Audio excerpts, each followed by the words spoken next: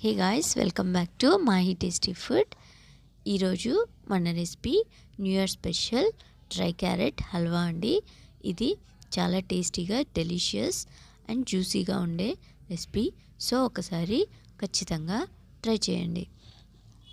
ఇప్పుడు మనం ఈ రెసిపీ కోసము నేను 1 కిలో క్యారెట్స్ని కడిగి ఇలా తురిమి పెట్టుకున్నానండి.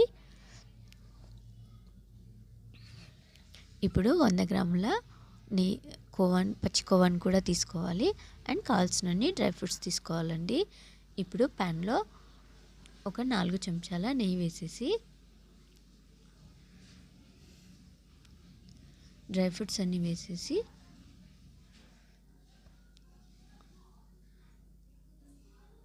ఇలా దూరగా గోల్డెన్ బ్రౌన్ కలర్ వచ్చేంత వరకు ఫ్రై చేసి తీసి పక్కన పెట్టేసుకోవాలండి. ఇప్పుడు అదే ప్యాన్లో ఇంకొద్దిగా నెయ్యి వేసేసి మనము తురిమి పెట్టుకున్న క్యారెట్ని యాడ్ చేసేసి ఒకసారి కిందికి పైకి బాగా కలపాలండి.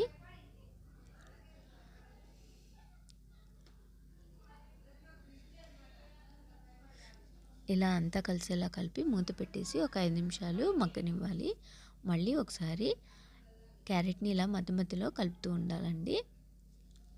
సో మళ్ళీ మూత పెట్టేసి ఇంకో 5 నిమిషాలు మగ్గనివ్వండి. ఇప్పుడు క్యారెట్ మనకు ఇలా కొద్దిగా మగ్గిపోయింది ఉంటుంది.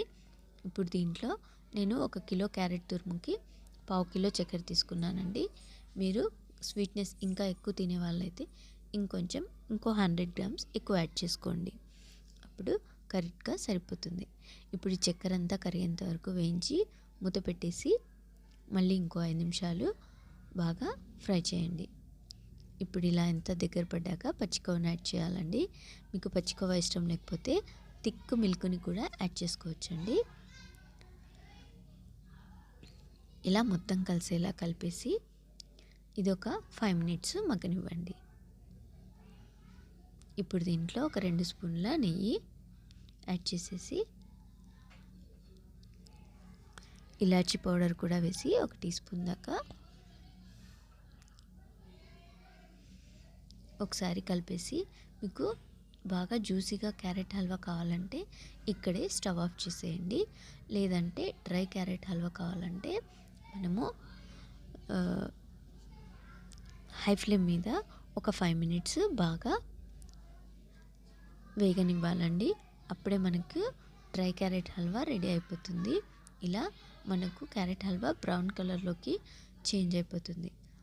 ఇప్పుడు చివరిగా డ్రై ఫ్రూట్స్ వేసేసి ఒకసారి బాగా కలిపి స్టవ్ ఆఫ్ చేసేసి 1 గంట పాటు దీన్ని ఫ్రిడ్జ్లో పెట్టుకోవాలండి. ఆ తర్వాత తీసి సర్వ్ చేసుకోవాలి.